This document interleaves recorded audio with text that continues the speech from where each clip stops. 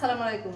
আজকে দেখুন অল্প করে তরকারি রান্না করব। তরকারি আছে এই যে বেগুন, কলা আর এই যে ট্যাংরা মাছ দিয়ে হালকা ঝোল বানাবো। এই যে দিব ধনেপাতা। তো এখন মাছটা প্রথমে ভেজে নিব। তো ভিডিওর সাথে থাকুন, দেখুন আমি কিভাবে রান্না করি।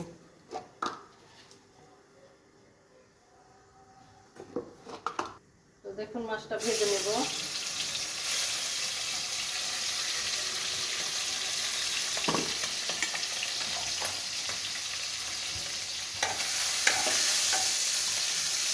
আমার ভাজা শেষ, এই যে উঠিয়ে নেব।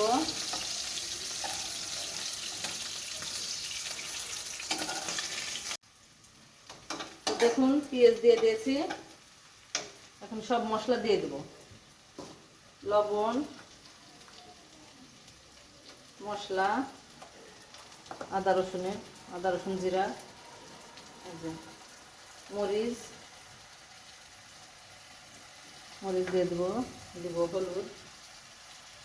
এই তো মশলাটা শেষ। মশলাটা ভুনা করে নেব, কষিয়ে নেব।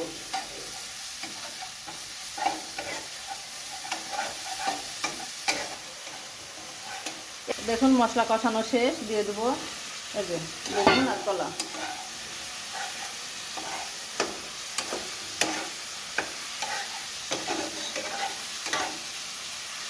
দেখুন আমার তরকারি এই যে রান্না করা শেষের পথে। এখন দিয়ে দেবো মাছটা দিয়ে দিলাম।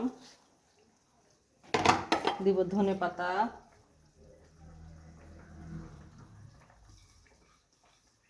দিয়ে দিলাম।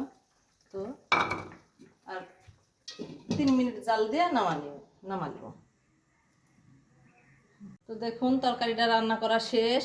তো তরকারিটা কেমন হয়েছে অবশ্যই আমাকে লাইক, কমেন্ট, শেয়ার করে দিবেন ভালো লাগলে। তো আল্লাহ হাফেজ।